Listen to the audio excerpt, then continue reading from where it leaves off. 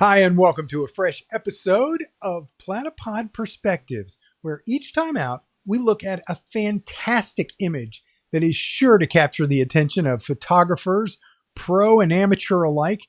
And then we talk to the artist who created this incredible image. And this time around, Brett Schauf. Brett, so good of you to join us. Thank you so much for being here and for sharing what I'm sure will be an educational behind the scenes of this amazing image. Thanks, Larry. It's an honor to be here. I appreciate the opportunity and look forward to discussing the image with you.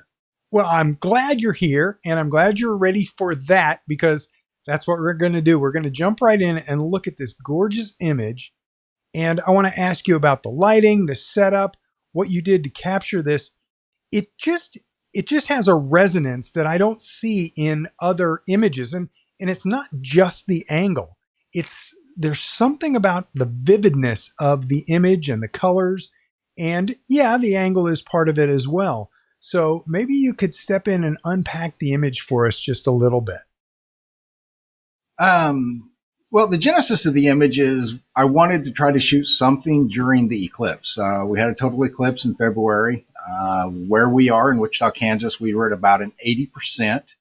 So we really had what most photographers, what we would talk about, just blue hour. We had just that really cool diffused light. We were lucky that day and had some high wispy clouds that had little contrast and color and some dynamics to it.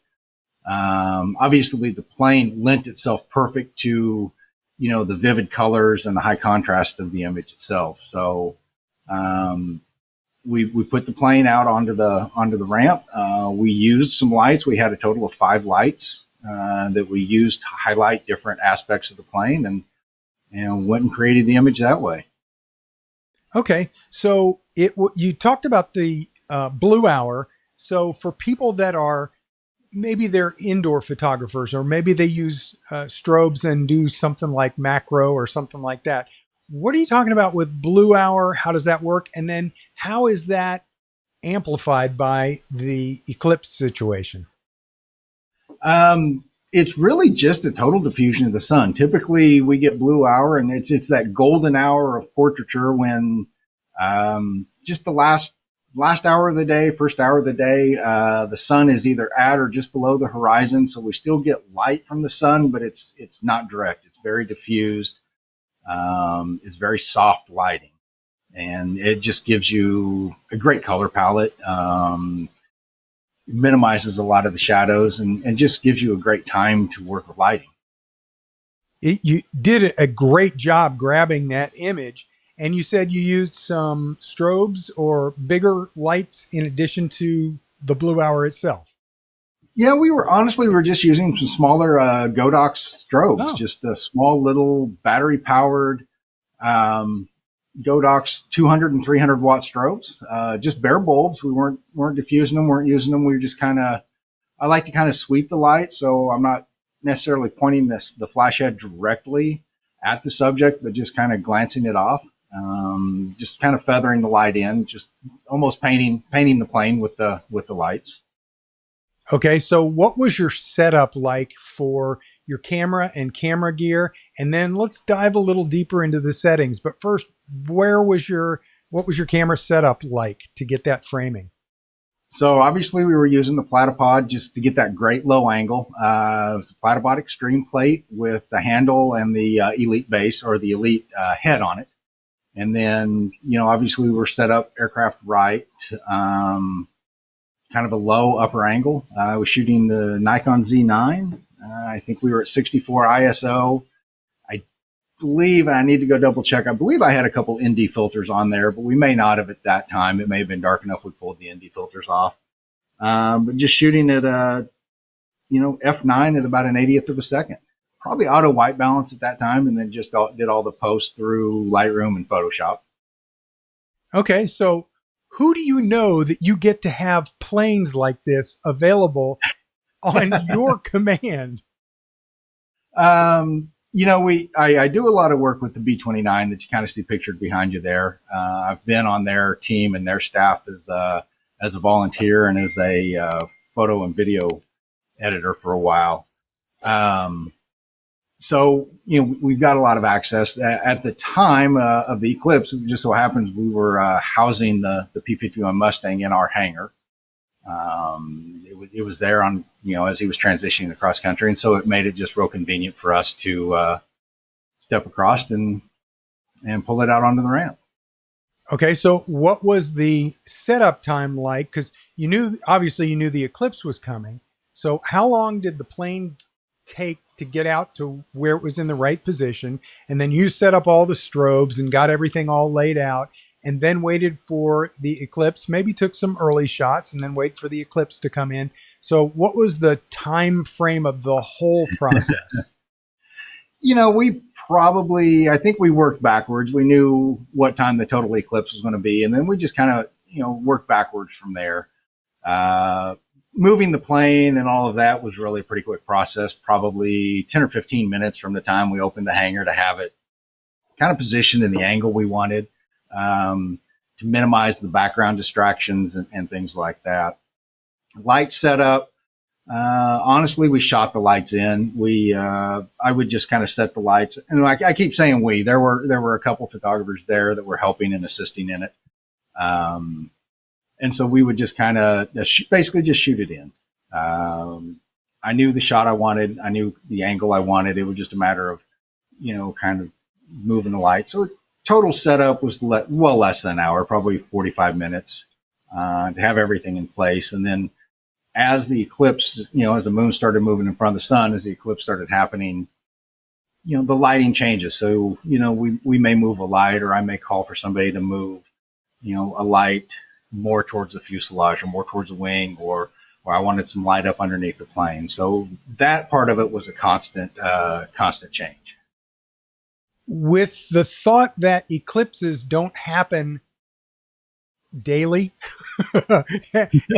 and you may not have access to planning leading up to it, or the right place in the country when the eclipse blows by.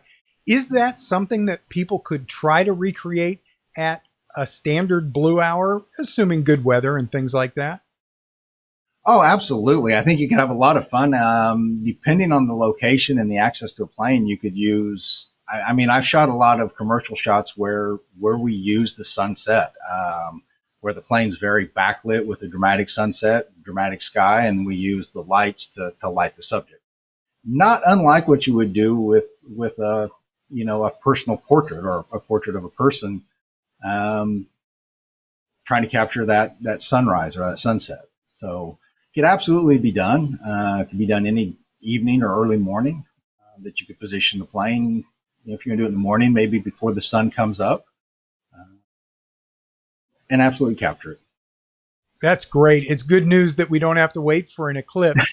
Now, do you have obviously you've got some inside connections in the airline industry and with plane building and things like that. And isn't where you live the airplane capital of the world, or? It is. We're considered the air capital of the world here. I'm based out of Wichita, Kansas. We have aircraft manufacturing as a big part of our economy. It has been since, the early 1920s and 30s with Stearman, and then, Clyde Cessna started Cessna Aircraft, and Walter and Olive Beach started Beach Aircraft, both of which are still based here and made here. Learjet was home, home to Wichita, and, Boeing for many years, and Stearman. So it's kind of it's historically was the hub of general aviation, and still is to this day, the hub of a lot of general aviation airplanes. If you look around, and if you've learned to fly, you've probably flown a Cessna or a Beechcraft. And so we just have that rich aviation history here. Okay. Do you have any tips to help people who don't live in your neighborhood to maybe connect with pilots where they are? There are a lot of great organizations around that will allow you to do that. One organization I'm involved with is the International Society of Aviation Photographers, ISAP. And it's, we do a lot of work through air shows and different things like that, and self-publish a magazine and get a lot of exposure that way. But it'd be a great way for somebody just wanting to get started to kind of get introduced into the world of aviation. Most larger or medium-sized markets have EAA, Experimental Aviation Association, chapters and memberships. They usually have fly-ins. You don't have to be a pilot. You just have to be an aviation enthusiast. But they'll have fly-ins, pancake feeds, and things like that that you would have as a volunteer or a member. You would have access to getting out and seeing up close airplanes. And then, of course, there's always Commemorative Air Force and other aviation museums and things like that you just get involved with and gain access through that. Brett, that is excellent. Now, I would like to help people see more of your work, learn more from you. And where can they do that? Is it, your website? Is it Facebook? What's the best way that people can follow you? Most of my personal work I'll post to Instagram and then cross-post to Facebook. The Instagram account is Brett Photo, BRETTPHOTO. My personal website is brett.photo, and then our commercial website where our commercial work's housed is tjstudios.com. So those are the three main areas right now that I use to publish work. When I travel, I do a lot of travel with the B-29, and I'm out on tour with it a lot. You can kind of follow our daily updates and where we're at and pictures of what's going on there through their website and social media channels at b29doc.com. So b29doc.com is where a lot of my work while I'm on the road goes. That's cool. Can they sign up for like alerts to know that you're traveling and there's an upcoming event or anything like that?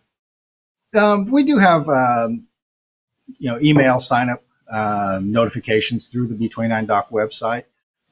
Usually just follow our social media channels and we post, where we're going to be. We're going to be in St. Joe, Missouri coming up here in a couple of weeks. We're getting ready to launch a West Coast tour where we'll start in Ogden, Utah, and we'll wind up at Miramar in San Diego for the large air show there and kind of work our way up the West Coast for a little bit.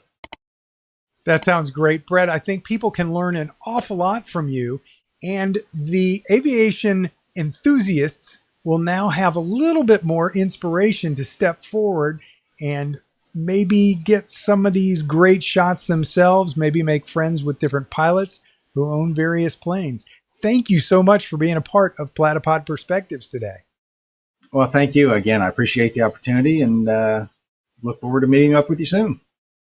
Brett, thanks again. It was a fantastic time learning about that image and then seeing some of the behind the scenes and how the different lights were set up, and you did the strobes, and the fact that it was done at Blue Hour. It just got this iridescent. There's just something magical about the way the light shows up on that plane.